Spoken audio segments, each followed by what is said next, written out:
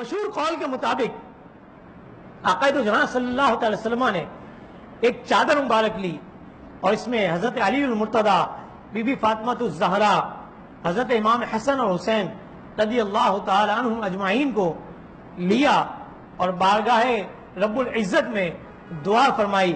کیا دعا فرمائی؟ فرمایا اللہم ہؤلاء اہل بیتی فاذھب عنہم الرجس وطہرہم تطہیرا۔ اے اللہ، یہ میری اہل بیت ہیں، تو ان سے رجس کو، گندگی کو دور فرما اور انہیں پاک ستھرا کر دے۔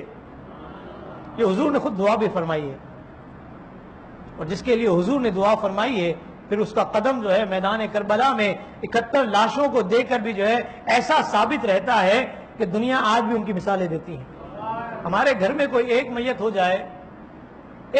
جائے کئی دن تک ہمارا موڈ آف رہتا ہے، نہ کھانے کو جی چاہتا ہے، نہ پینے کو جی چاہتا ہے، قریبی دوست بھی آئے تو ہمیں برا لگتا ہے، خاندان والا بھی برا لگتا ہے۔ وہ کیا شخصیت تھی کہ جس کے سامنے 71 کا کارواں لٹ چکا تھا، بیویاں مستورات جو ہے خیمے میں موجود تھیں، اور جو ہے تنے تنہا ان یزیدی گروہ کے ساتھ لڑنے کے لیے چلا گیا۔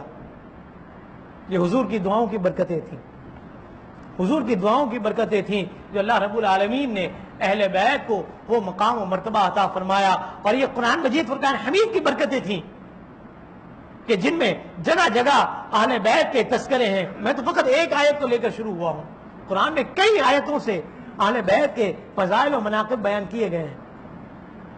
پھر فرمایا کہ حسین نے زید بن ارقم سے پوچھا، اے زید، آپ صلی اللہ علیہ وسلم کے اہل بیت کون ہیں؟ کیا آپ صلی اللہ تعالی علیہ وسلم کی ازواج مطہرات اہل بیت میں داخل نہیں ہیں؟ سوال کر رہے ہیں۔